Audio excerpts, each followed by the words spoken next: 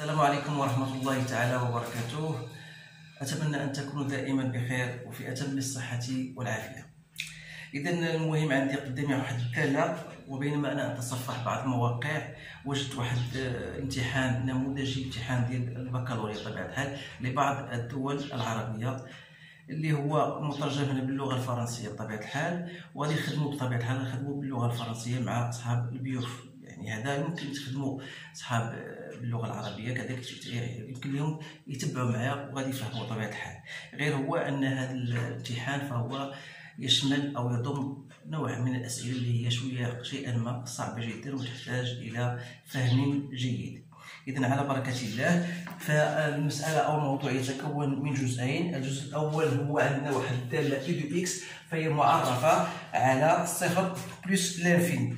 إذا السؤال الأول هو غادي نحاولوا نبحثوا على نهايات ديال ليميت دو إي دو إكس عندما تؤول إكس إلى صفر بلس، يعني ليميت ديال هذه دونك هي ليميت ديال صفر بلس، لأن هذه لا يشكل مشكل. نلقى ليميت ديال موان 4 ln دو إكس، لأن ln دو إكس عندما تؤول إكس إلى صفر بلس هذا سي موان لانفيني، إذا مع موان 4 سادون بلس لانفيني. إذا هنا بطبيعة الحال كيف سنترجم هذه المسألة هندسيا؟ هو أن عندما تؤول إكس إلى 0 بلس تؤول إلى بلس لانفيني، يعني أن مستقيم ديال المعادلة إكس يساوي صفر فهو مستقيم أو مقارب عمودي. إذا هذا من جهة أخرى نقلبوا على لا ليميت دو إي دو إكس عندما تؤول إكس إلى بلس لانفيني. هنا بلس لانفيني موان لانفيني، إذا شكل غير محدد. إذا خصنا نحاولوا نقوموا بشيء آخر، غادي نحاولوا نديروا إكس أون فاكتور دو 1 موان 1 سور إكس موان 4 ln دو إكس سور إكس. إذا بالنسبة لهذه اللي عندكم في الدرس فهي بديهية، فهو الليميت ديالها هو الصفر. هذه عندما تؤول إكس إلى بلس لانفيني صفر غادي يبقى عندنا هنا واحد، وهذه سي بلس لانفيني. إذا بلس لانفيني فوق واحد هي بلس لانفيني. إذا بمجرد تلقى ليميت دو إي دو إكس هو بلس لانفيني، إذا خاص نحاول نبحث أوتوماتيكيا. دونك أون فا شيرشي لا ليميت دو إي دو إكس sur x lorsque x tend vers plus l'infini. Ce sera la limite lorsque x tend vers plus l'infini de 1 moins 1 sur x moins 4 ln de x sur x, c'est-à-dire sera égal à 1. Et par la suite, il faut encore chercher la limite de u de x moins a de x lorsque x tend vers plus l'infini pour savoir si on a une asymptote oblique ou pas.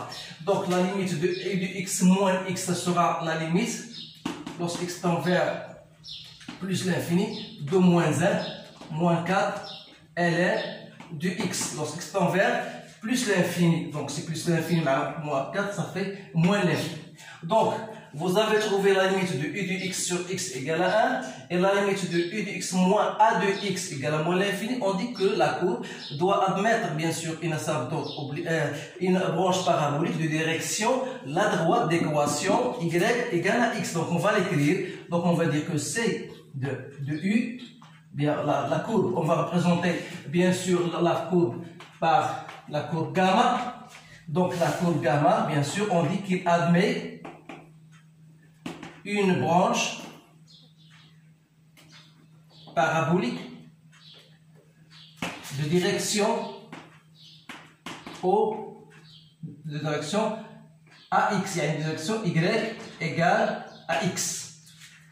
Voilà la réponse à cette question. Donc après cela, on va chercher le tableau, on va déterminer le tableau de variation de cette fonction. Donc il faut chercher I' de x. Donc I' de x n'est autre que la dérivée de x moins 1 moins 4 ln de x, la dérivée de ln de x. D'abord, avant de chercher la dérivée, il faut bien mentionner que vous avez affaire à deux fonctions dérivables. La fonction x-1 est une fonction dérivable sur R et la fonction ln de x est une fonction dérivable sur 0 plus l'infini. Alors, la somme de deux fonctions dérivables restera toujours une fonction dérivable. Il faut mentionner cette phrase et vous cherchez la dérivée I' de x. Donc, on aura 1 moins 4 sur x. Donc, c'est x moins 4 sur x. Donc, on va déterminer le tableau de variation. Donc, I' de x, u de x. La fonction est définie sur 0 plus l'infini. Donc la dérivée s'annule au point 4. Donc x il est toujours positif. Donc x moins 4 il est positif lorsque x est supérieur à 4. Et là, lorsque sera négatif. Donc on aura cette allure de la courbe de cette manière-là. La limite de f de x lorsque tend vers plus l'infini étant égal à plus l'infini. Et limite de 0 plus, c'est plus l'infini.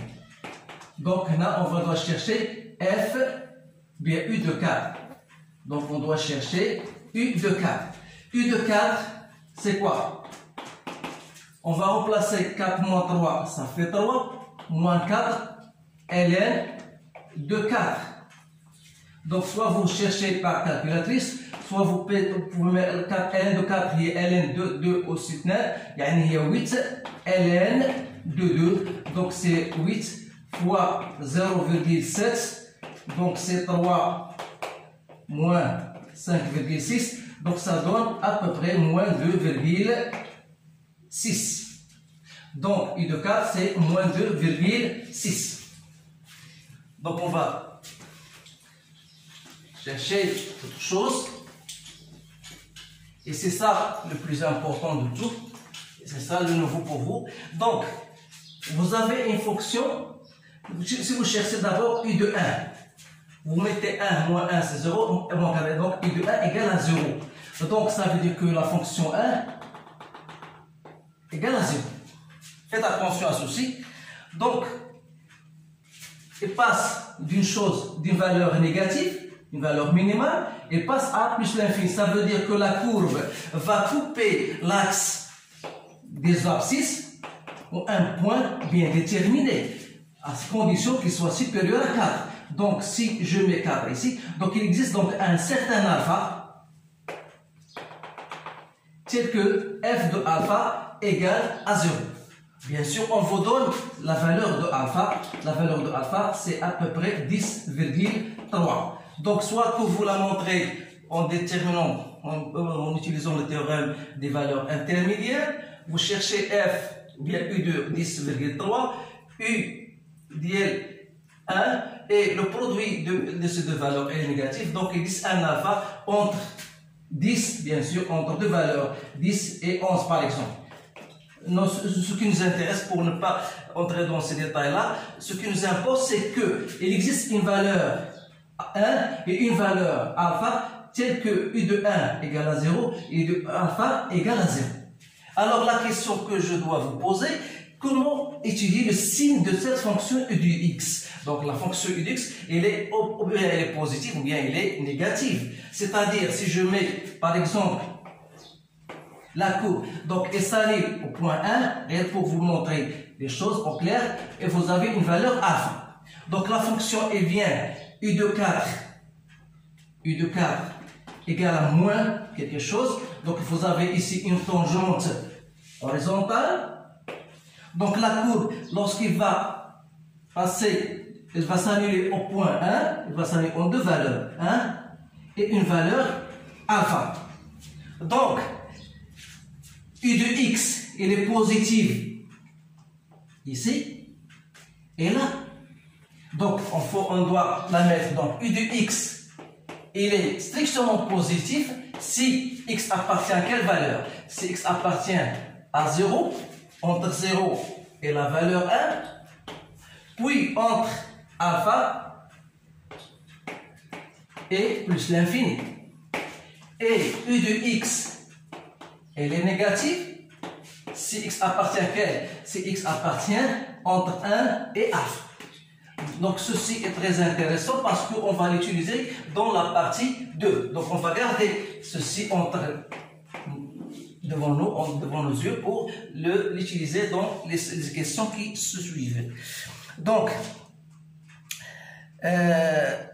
on peut même maintenant tracer même la courbe pour la laisser voilà. Donc voilà x, voilà y, voilà. Donc on a dit que x égale à 0, c'est une asymptote verticale.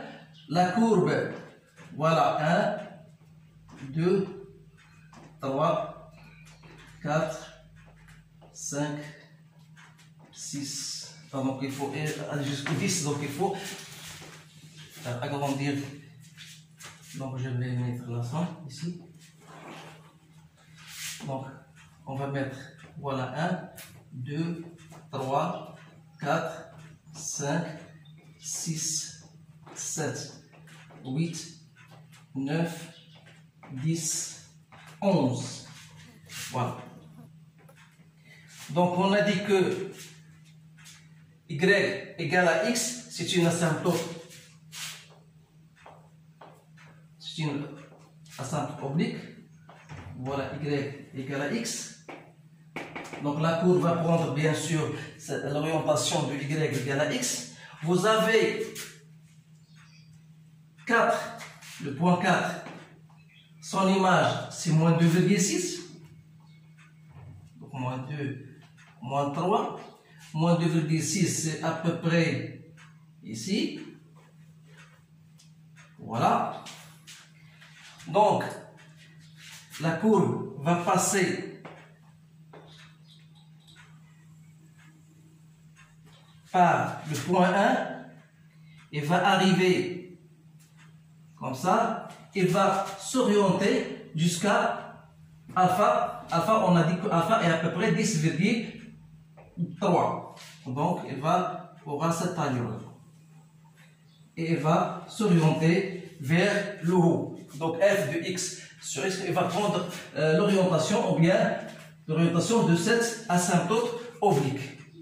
Donc voilà la représentation de quelle fonction? De la fonction u qu'on a représentée par gamme. Maintenant on va passer à la deuxième partie.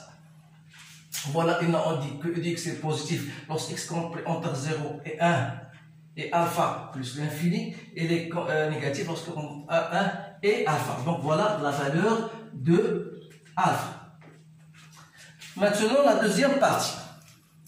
La deuxième partie, on vous donne une fonction définie bien sûr sur 0 plus l'infini par la fonction f de x égale l'exponentielle de x moins 1 sur x4 moins x moins 1 plus 4 ln de x. Donc la première question qu'on vous demande, vérifiez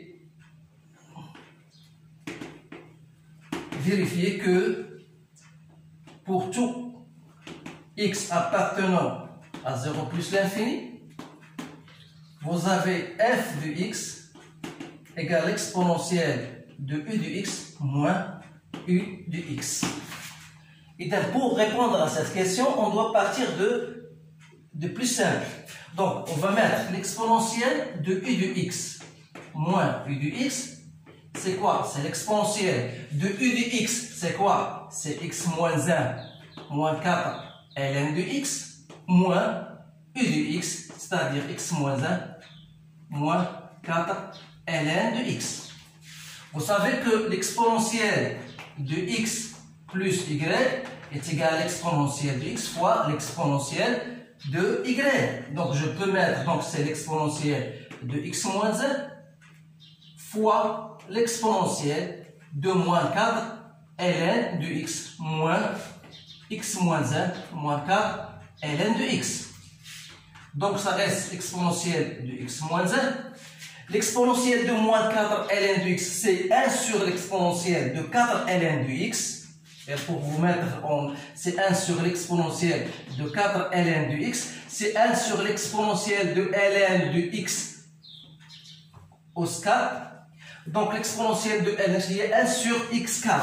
Donc il va rester l'exponentielle de x moins 1 sur x4 moins x moins 1 moins x moins 1 moins 4 ln de x.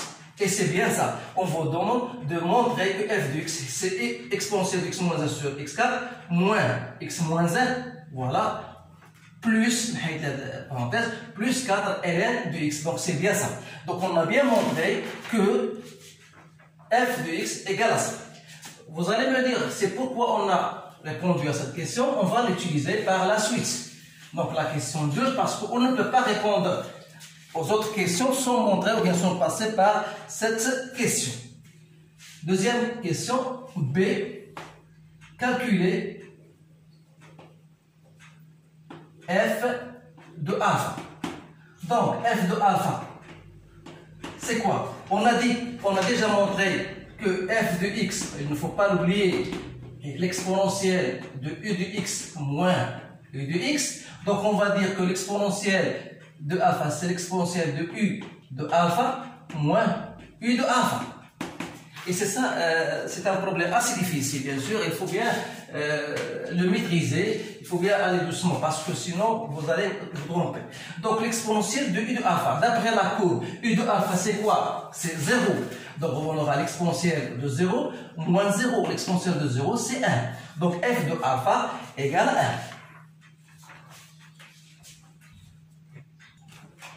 1. Donc la question c'est montrer que la limite de f de x lorsque x tend vers plus l'infini égale à plus l'infini. Donc pour chercher cette limite là, la limite de f de x sur x plus l'infini, donc si vous allez utiliser f de x qui est égal, je vais expliquer maintenant, espace, oui, le malheur. Donc f de x, c'est quoi f de x? Je vais l'écrire en a. Donc f de x, on a dit que f de x c'est quoi? C'est l'exponentielle de x moins 1 sur x4 moins x moins 1 plus 4 ln de x. Donc si vous allez utiliser cette fonction-là pour déterminer sa limite au plus l'infini, vous n'allez pas vous sortir parce que c'est très difficile. C'est pour cette raison-là qu'on vous demande de montrer que f de x, c'est l'exponentielle de x moins u de x. Donc, lorsque je vais chercher la limite de f de x, donc c'est la limite de quoi? De f de x. C'est quoi? C'est l'exponentielle de u de x moins u de x. Alors là, lorsque x tend vers plus l'infini, donc lorsque x tend vers plus l'infini, u de x tend vers quoi? Tend vers plus l'infini. Donc on va dire que c'est la limite lorsque u de x tend vers plus l'infini. Alors là, si vous mettez l'exponentielle de plus l'infini, c'est plus l'infini moins l'infini, c'est une forme non à déterminer. Donc on peut dire que c'est la limite lorsque u de x tend vers plus l'infini de l'exponentielle de u de x fois 1 moins u de x, exponentielle de u de x, voilà, l'exponentielle de u de x, on va mettre u de x, c'est bien de mettre u de x fois l'exponentielle de u de x sur u de x moins 1. Alors là, vous pouvez poser l'exponentielle de u de x comme étant un t. Donc lorsque x tend vers plus l'infini, u de x tend vers plus l'infini, ça veut dire que t tend vers plus l'infini. L'exponentielle de t sur t, lorsque t tend vers plus l'infini, c'est plus l'infini. L'exponentielle de u de x, c'est plus l'infini. Donc plus l'infini fois plus l'infini, c'est plus l'infini. Et on a bien montré que la limite de f de x lorsque tend vers plus l'infini, c'est plus l'infini. Donc voilà les questions les plus difficiles, bien sûr, ce ne sont pas des questions faciles. Donc on va passer à l'autre question. Montrer que la limite de f de x lorsque x tend vers 0 plus égale à plus l'infini. De la même manière, on va dire que la limite de f de x lorsque x tend vers 0 plus, c'est la limite de l'exponentielle de u de x moins u de x. Et cette fois-ci, lorsque x tend vers 0, lorsque x tend vers 0, u de x tend vers quoi? Lorsque x tend vers 0, on a démontré que u de x tend vers quoi? U de x tend vers plus l'infini. Donc, on va dire c'est la limite lorsque x tend vers 0 plus. Ça veut dire que là, c'est la limite de u de x lorsque x tend vers plus l'infini. Je peux mettre l'exponentielle ou bien u de x en facteur de l'exponentielle de u de x sur u de x moins 1. Et on aura toujours la même chose. C'est plus l'infini fois plus l'infini, donc c'est plus l'infini. Voilà la réponse à cette question. On va passer donc à l'autre question. On va passer à la question D. Montrer que la limite de f de x sur x lorsque x tend vers plus l'infini égale à plus l'infini. De la même manière, on va passer la limite de f de x sur x lorsque x tend vers plus l'infini, c'est la limite lorsque x tend vers plus l'infini de quoi? De f de x, c'est l'exponentielle de u de x moins u de x, le tout sur x. Donc c'est la limite lorsque x tend vers plus l'infini de l'exponentielle de u de x sur x moins u de x sur x. Je peux l'écrire de cette manière. Donc vous voyez bien sûr que la question qu'on vous pour démontrer que f de x c'est l'exponentielle de u de x moins u de x, c'est une question très intéressante parce qu'il va vous aider à trouver toutes ces limites là. Donc d'abord pour chercher cette limite, donc on peut poser sur la limite lorsque x tend vers plus l'infini u de x sur x. Comment je vais le chercher?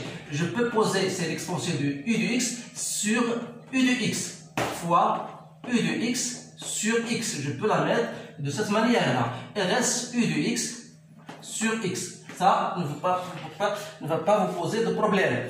Donc, lorsque x tend vers plus l'infini, u de x tend vers quoi? U de x tend vers plus l'infini. Ce qui veut dire, en posant u de x qui est t, alors là, l'exponentielle de t sur t, lorsque t tend vers l'infini, c'est plus l'infini. Donc le reste, il me reste à chercher u de x sur x.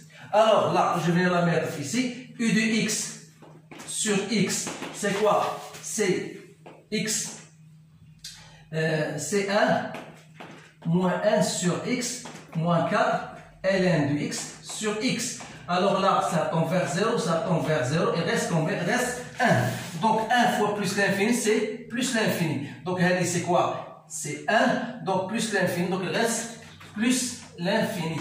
Donc on a bien montré que la limite de f de x sur x est égale à plus l'infini. Alors on peut traduire géométriquement cette valeur-là en disant que la courbe représentative de la fonction f admet une branche parabolique de direction l'axe des ordonnées. Donc ça, on doit le noter dans votre feuille d'examen. Donc on va maintenant passer à d'autres questions. Deuxièmement, montrer que f' de x, c'est u' de x fois l'exponentielle de x moins 1. Donc là, pour montrer ceci, vous avez f de x, c'est l'exponentielle de u de x moins u de x.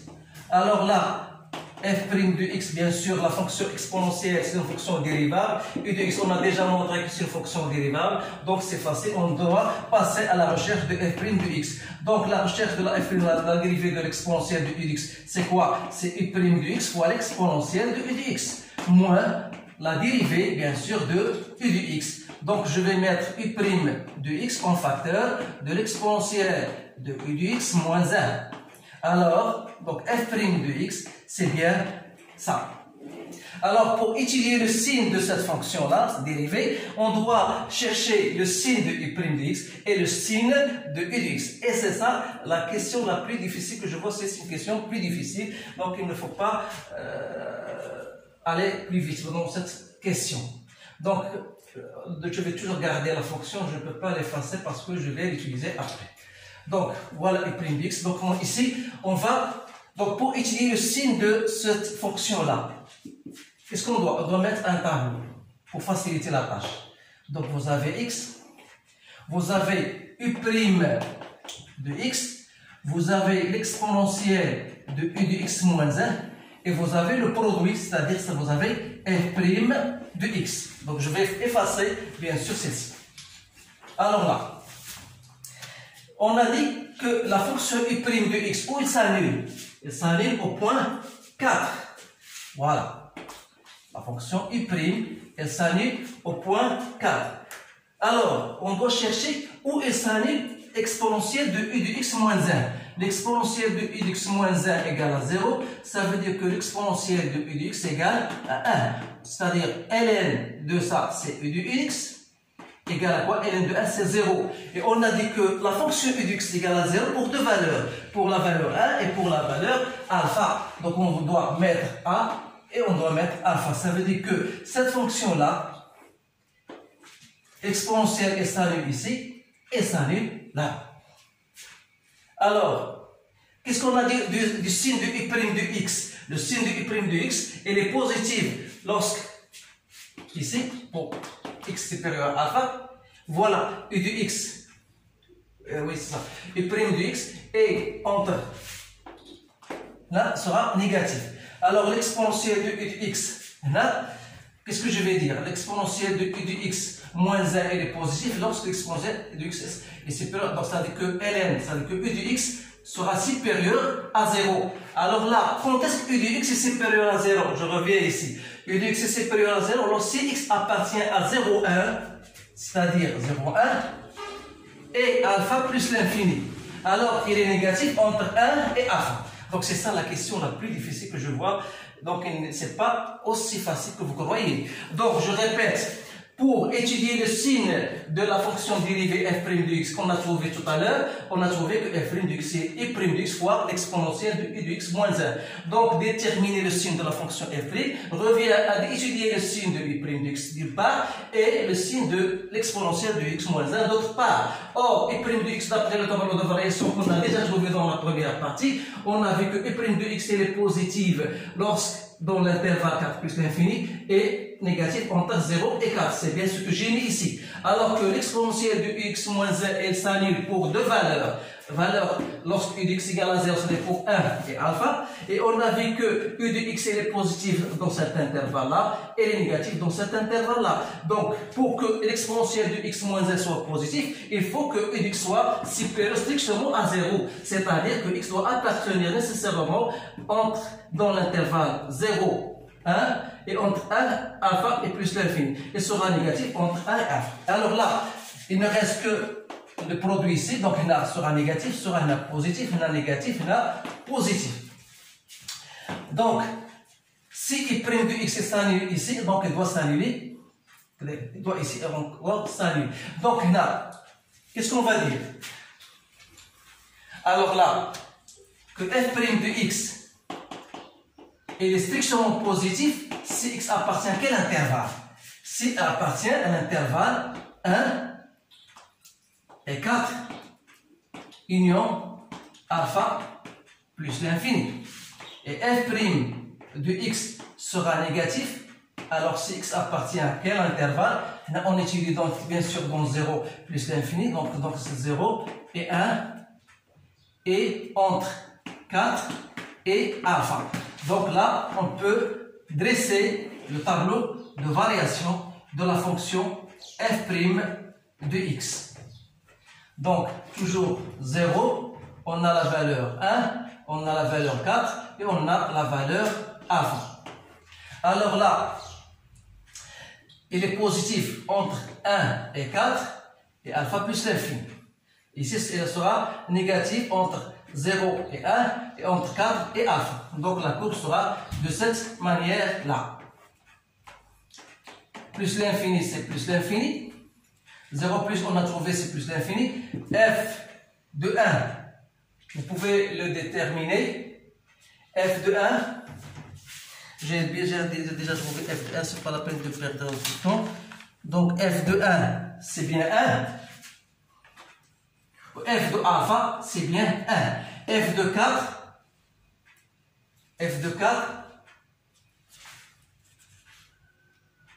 c'est 2,8. J'ai trouvé, vous faites le calcul, donc 2,8. Donc là, j'ai bien déterminé le tableau de variation. Donc, une autre question qui est un peu simple, mais qui nécessite un peu d'attention. Donc, je vais laisser le tableau de variation parce que je vais l'utiliser. On veut dire de montrer, troisième question, à montrer que pour tout x appartenant à 1, que l'exponentielle de x moins 2x est strictement supérieure à 0. Alors là, si jamais on vous demande une telle question-là, qu'est-ce qu'il faut faire? Vous allez poser par exemple g de x, vous allez poser g de x, c'est l'exponentielle de x moins 2x. Alors vous cherchez la dérivée de g' de x, étant donné bien sûr que cette fonction est dérivable, donc c'est l'exponentielle de x moins 2. Alors g' de x égale à 0, ça veut dire que x égale à ln de 2. Vous dressez facilement le tableau de variation, donc g' de x, g de x, bien sûr dans moins l'infini plus l'infini. Vous avez ln de 2, donc il est positif, ici il est négatif, et vous cherchez g de ln de 2, qui n'est autre que l'exponentielle de ln de 2, c'est 2, moins 2 ln de 2, c'est-à-dire c'est 2 moins 2 fois 0,7, ça veut dire 2 moins 1,4, donc c'est quelque chose de positif, donc c'est 0,6. Donc 0,6 c'est quelque chose de positif. Ça veut dire quoi? Donc ça veut dire que cette valeur-là est une valeur minimale. Donc quel que soit x appartenant à R, je veux dire que quel que soit x appartenant à R, je remarque que g de x est supérieur ou égal à ln de 2, c'est-à-dire supérieur ou égal à 0,6. Et comme 0,6 est supérieur à 0, alors g de x est strictement supérieur à 0. Qui dit g de x supérieur à 0, ça veut dire que l'exponentielle de x moins 2x est strictement supérieure à 0. Donc là, toute question posée, on va l'utiliser par la suite.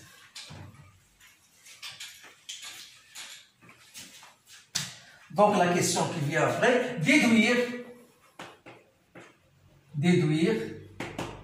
la position de la courbe représentative de la fonction f et la courbe représentative de la fonction u. Alors là, pour cela, qu'est-ce qu'il faut faire? La courbe représentative, c'est-à-dire c'est f de x moins u de x. Donc f de x moins u de x, on a dit que f de x c'est quoi? C'est l'exponentielle de u de x moins u de x. Moins u de x. Donc c'est l'exponentielle de u de x moins 2 fois u de x. Alors là, si vous posez u de x comme étant une valeur t, donc on aura l'exponentielle de t moins 2 fois t. Et on a dit que pour n'importe quel t, on a démontré tout à l'heure que pour n'importe quel t, si bien sûr elle est strictement supérieure à 0, l'exponentielle de x moins 2x, on a dit qu'elle est supérieure à 0. Ça veut dire que l'exponentielle de t moins de t est supérieure strictement à 0. Donc ça veut dire quoi? Ça veut dire que f de x est strictement supérieur à u de x. Alors là, si f de x est supérieur à u de x, ça veut dire que la courbe représentative de la fonction f qui est c sera au-dessus de la fonction représentative de la courbe représentative de la fonction u de x. On a bien montré que c est supérieur à, ça veut dire que la fonction c sera au-dessus de la courbe représentative de gamma.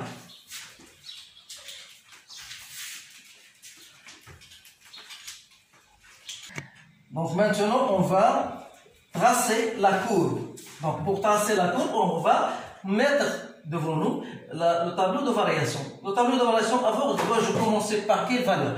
Vous avez 1, ça veut dire qu'il y a une tangente horizontale ici, une tangente horizontale ici, une tangente horizontale ici. Donc pour 1, f de 1 c'est quoi? C'est 1. Donc vous avez une tangente horizontale ici. F de 4. F de 4 c'est quoi? C'est 2,8. Donc si je vais mettre, voilà, 1, 2, 3, f de 4 c'est 2,8, c'est-à-dire à peu près ici. Voilà, f de 4. Sur ma f de alpha, alpha c'est 1. F de alpha c'est 1. Voilà alpha, voilà 1. Donc là on a une tangente horizontale. Donc la courbe, l'axe x égale à 0 sur une asymptote verticale. Donc, et comme la courbe, on a montré que la courbe C est au-dessus, donc elle va passer par là. Je le mets ici, elle sera au-dessous. Donc, la courbe sera comme ça. Voilà. Il va passer ici. Voilà. Il va passer à f de 1, c'est ça,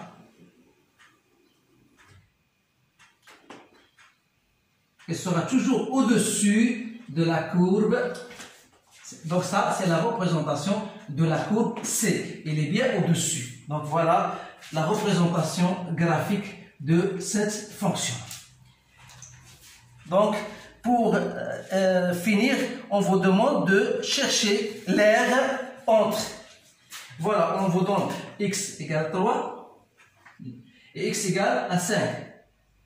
Y égale à 0. Donc, ça, on va le mettre ceci. On va le noter. Voilà, ça, c'est l'aire limitée. Voilà, c'est A. Par contre, un autre R entre 3 et 5 toujours, mais limité par l'autre courbe, et Y égale à 0. Ça, on va le mettre, c'est un R A'. Donc, la question, on veut dire de montrer que A' égale 20, ln de 5, moins 12, ln de 3, moins 14. Donc, A' c'est l'aire d'IL gamma. Donc, A' c'est quoi? C'est l'intégrale de la fonction u du x dx. Mais là, il faut faire attention parce que la fonction u du x entre 3 et 5, elle est négative. Alors là, il faut mettre un signe moins entre 3 et 5. Donc, c'est quoi? C'est l'intégrale entre 3 et 5. U de x, c'est x moins 1, moins 4, ln de x, le tout dx. Alors là, pour chercher ceci, donc je vais vous le mettre tout de suite. Donc, moins, l'intégrale de x, c'est x au carré sur 2. L'intégrale de 1, c'est x. L'intégrale de 4. Et l'intégrale de ln de x, je vais vous mettre, soit que vous utilisez les intégrations par partie, vous allez trouver que l'intégrale de ln de x dx, c'est quoi? C'est x ln de x moins x. Donc là, c'est x ln de x moins x entre 3 et 5. Donc là, pour ne pas perdre de temps, vous allez mettre ceci et vous allez trouver ce résultat. Ce n'est pas la peine d'aller chercher. Donc l'important, c'est comment déterminer l'intégrale de ln de x. Vous utilisez l'intégration par partie. Donc, et la dernière question, montrer que A est compris entre A' et de f de k.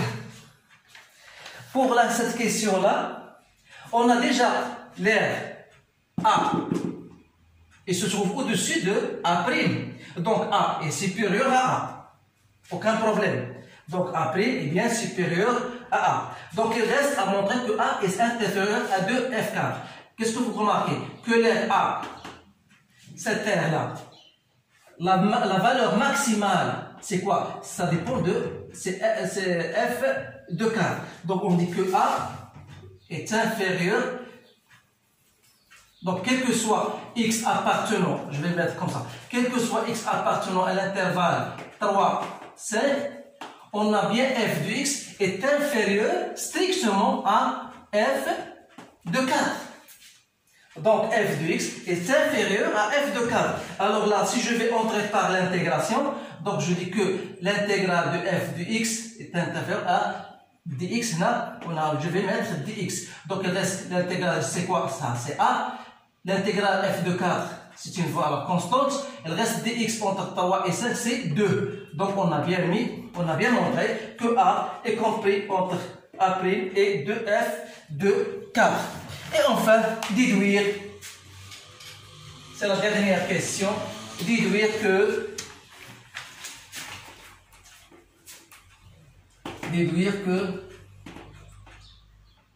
A est compris entre 5 et 5,25.